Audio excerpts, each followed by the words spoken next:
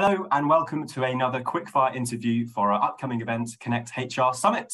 I'm pleased to welcome Claire Thomas, who is the Chief Diversity and Inclusion Officer at Hitachi Vantara today. Claire, a very warm welcome to you this afternoon. Thank you, Charlie. Perfect. Thank you so much for joining us. So we're here to talk a bit about tokenism. We've got plenty to jump into today. But before we kick off with my sort of first proper question, as it were, would you be happy to introduce yourself to our viewers and explain a bit about your role at Hitachi Vantara as well? So as you say, I'm in charge of diversity and inclusion for Hitachi Vantara. We are a data platforms and digital solution company that help customers make use of their data to drive decisions and hopefully deliver successful outcomes for their organizations. I've been with Hitachi for 10 years, but this is a bit of a career change for me. So I spent 9 3/4 of those years in sales roles, client-facing sales roles and revenue delivery roles, and then have taken a leap into the world of diversity and inclusion as our first Chief Diversity and Inclusion Officer. Wow. I've spent 15 years in the technology industry, straight from university, in 2 companies. And I am a mum to 2 young boys, aged 1 and 3, who keep me very busy outside of work. Lovely. That's very, very sweet to hear. I'll start off then. Broad, I guess, is my first question, and hopefully that sinks in with the nature you've had in the sales area as well. So what are the biggest challenges that face DE&I today, and sort of how, I guess, can we start to overcome them? How do you identify them as well? So I think for me, one of the biggest challenges I've seen since coming into this role, and the role is like a global role, so scope across multiple countries and geographies and types of organization, because we have kind of different parts of our business. But one of the biggest challenges is this area is pretty new. Yeah. Even though people have been working in DEI related activity for decades, like I don't want to diminish the amount of effort, kind of calling it a profession is quite new. So then when you say DEI or D&I or DEI and B, whichever acronym you want to use, it means so many different things to so many different people. So I think there's a piece up front that is, what is it for us? Where are we focusing? Why are we going to focus in certain areas? And also communicating that to kind of get people on a common understanding. Yeah. So I think that kind of creates its own nuances, because there's sort of expectation setting up front. I think another piece is that DEI is about change. Change is hard and can take time. So kind of keeping momentum and buy-in and kind of people's commitment and focus over something that may take years, right? Or may never be finished, because whenever this is not like a game with an end goal, right? So I think kind of keeping that momentum up is interesting. And one thing I think companies fall into is they ask volunteers to do a lot of this work alongside day jobs, and sometimes they don't give any budget. I'm fortunate that within Vantara that's not the case, but I think trying to do something that's hard and doing it as a side thing to another job, I think is doubly hard, right?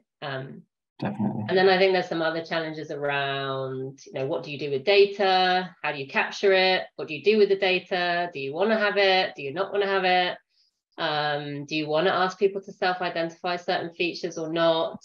But to me, the biggest challenge is unconscious bias and assumptions, right? So we all have it, we all do it, we all make them. But kind of calling them out, making them more obvious, and then working out what to do about them. To me, that's the biggest challenge within this whole field. Fantastic. And just going back to, you mentioned that sort of momentum and keeping up that sort of pace of change, I guess is another way to describe it. Following on from that, how can HR encourage the authentic growth of an inclusive company culture? And as you mentioned there, not let it sort of perhaps slide a little bit behind and not be the forefront of their, I guess, decision making?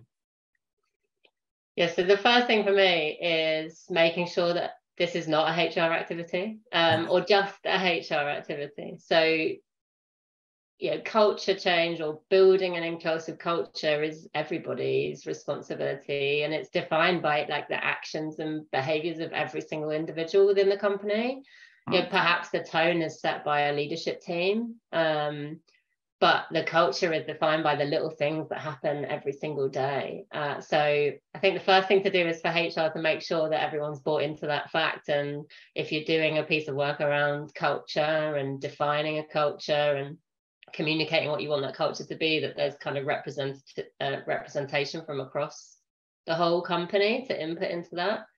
And then I think there's a couple of key things for me. One is vulnerability. So I'm a huge fan of Brené Brown and her work on vulnerability and courage. And what that means for me is, people sharing stories, experience, failures, what they learn, what they did differently, but also like elements of the person you are outside of work without oversharing, right? We don't need all the detail. But bringing all of that together within an organization, I think, is what defines a company, and kind of particularly important, the storytelling. Like our whole world is built on stories. So why should we not tell stories within work as well? And then the second bit is curiosity. So, how well do you know the people that you work with, the teams that you work within, like outside of what their job description is and what they do on a day-to-day basis at work? I think you have to be curious and understand lived experiences of others to be empathetic. And I think empathy is a big part of inclusive culture. Absolutely. And so it's interesting, sort of the first thing you said there in terms of the relationship with HR a little bit. And I'd love to dig a little bit deeper there. So what strategies do you think, an HR department can deploy to help advance DEI offerings, I guess? So aside from making sure everyone else is bought in, So I think it depends what stage the company you're in is at, but I think it starts with kind of asking for input and feedback and deciding the best way to do that within your organization. So we've done, we do sentiment surveys, we've done working groups. Like I've met with people as I've come into this new role and got their input.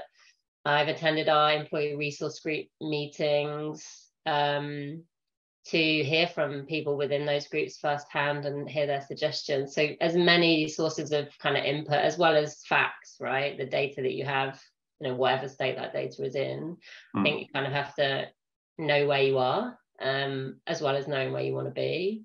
I think that also, if you're going to ask for all of that input, like you've got to have a plan to communicate what you're going to do with that input and what actions you've taken. And if you haven't taken an action based on someone's feedback, like even to go back and say why, because I think otherwise people, they share their views and then potentially they think nothing happens with them, and then they stop sharing their views over time. So we're very keen to make sure there's kind of a feedback loop when we ask for people's input. I think there's a big piece about policies and processes, so which are owned by HR, even though they're across the whole business. So talent development, for example, or hiring processes, or the policies we offer and the benefits we offer to our employees. Like, are they inclusive? Do we have any bias in the way that we assess performance? And you can assess that as long as you capture certain elements of data throughout that process. And then if you do have something, what you're going to do about it, right? It's all well and good knowing about it, but you then actually have to take an action. And then I think there's like working with your business partners around DEI action plans that are specific to, so depending on the structure, if you have HR business partners that map onto business counterparts, working on a plan that's very specific to their area of the business that they can feel ownership of and kind of develop their own way, right? Rather than just having a big central DEI strategy from on high. Kind of a big fan of people having their own plans and their own actions and then feeding up into something rather than it just be a sort of dictated agenda. And then share your progress and share also what hasn't worked, right? If we do something and it doesn't have the impact that we wanted it to do, then share that and explain what we're going to do differently next time. Absolutely. I just want to circle back. I thought it was interesting what you mentioned there about the sort of the policy point, especially when you look back at the way in which we work now 18 months ago because of the dreaded C word.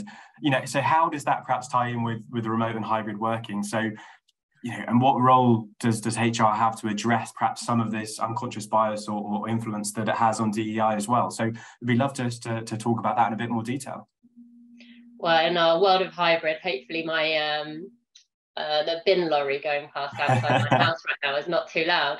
But I think this whole remote hybrid working and kind of where it's going to go and the impact on DEI is probably still to be confirmed. But I think, there's lots of articles and research out here, and some companies seem to love the approach and some are very anti, and I feel like often it's down to the leader's position that they've taken, and there's some very big examples being given of companies taking stances around this, some totally flexible and some totally inflexible, right? And people are trying to make decisions for their organizations, I guess. For me, the impact, I think it really depends on how it's rolled out and whether it is like a fixed policy or it's an ethos, and whether, again, it's dictated or there's an element of choice.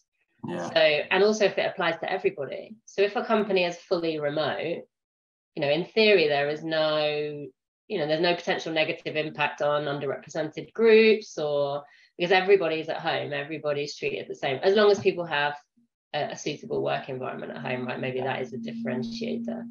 But the flip side of that is it's, I think, harder to create belonging to an organization if everybody is fully remote, or you certainly need to be much more intentional and articulate about what your company is and what you stand for and why people should feel like they're part of the culture, right? But I think it's more challenging where this differs. So if some people choose remote or hybrid and others don't, or if some people don't have a choice, right? They have home responsibilities, which mean they can't always be in the office, and they've made job decisions based on those responsibilities. And then you end up potentially with demographic splits, right? And the very stereotypical one is men in an office environment, women at home, because women take more of the caring responsibilities for parents or children, and men are able to commute. Now, I'm stereotyping. I know there are some amazing examples of completely the opposite way around there, and it depends on your family situation.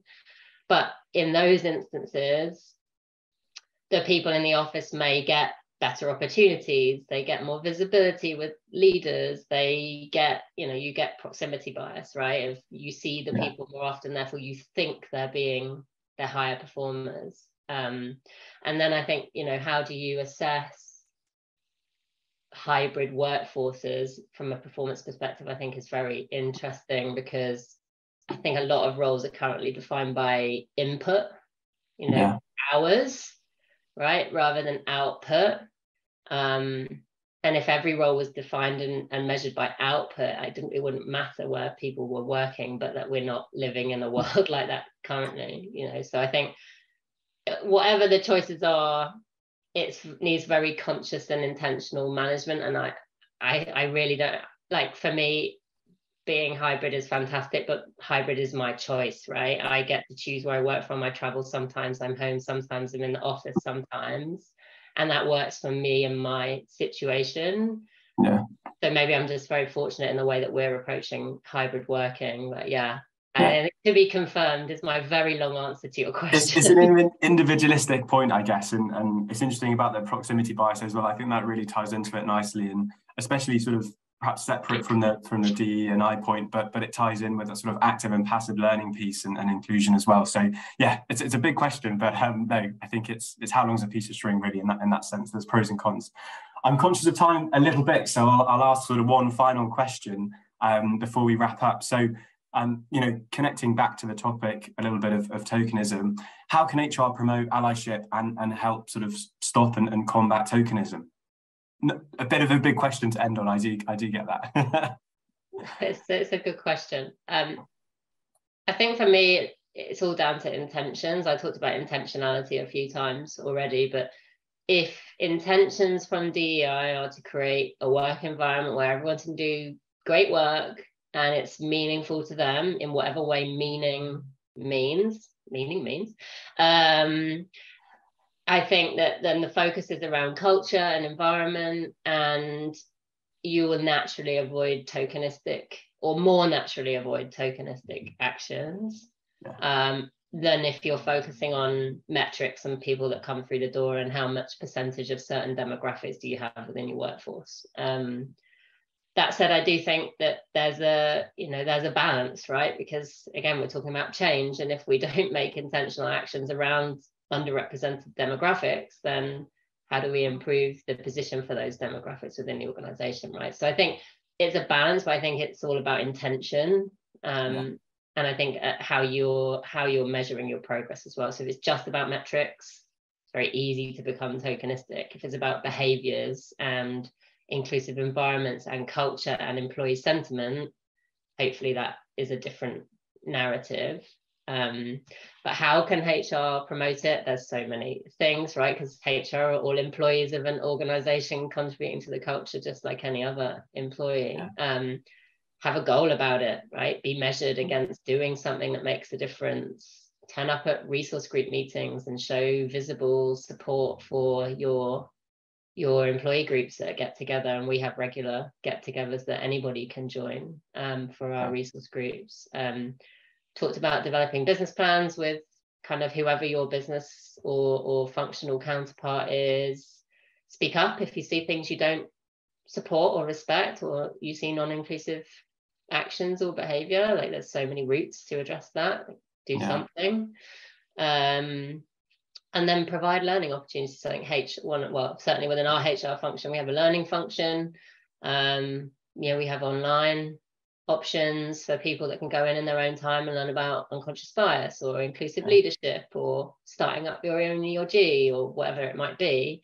But we also supplement that with external speaker series on a monthly basis.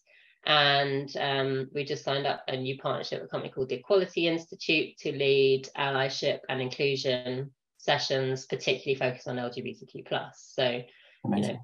And then be curious, right? I said be curious in the culture question, but be curious, right? HR's job is about people. So hopefully we should all want to know as much as we can about people. No, definitely. I think, and also sort of ties nicely to what you said about the feedback loop as well, especially about sort of speaking up or just talking about it a bit more and having that sort of two-way conversation between the two. I think that's important. Claire, thank you so much for joining us. If you're watching from home or in the office and you have any questions or queries, please pop them in the chat function below and Claire will be able to get back to you as soon as possible. But I'd just like to end and say, Claire, thank you so much for joining me. It's been a real pleasure chatting to you today. Thank you so much. Thanks, Charlie. Take care. Thank you. Take care. Bye.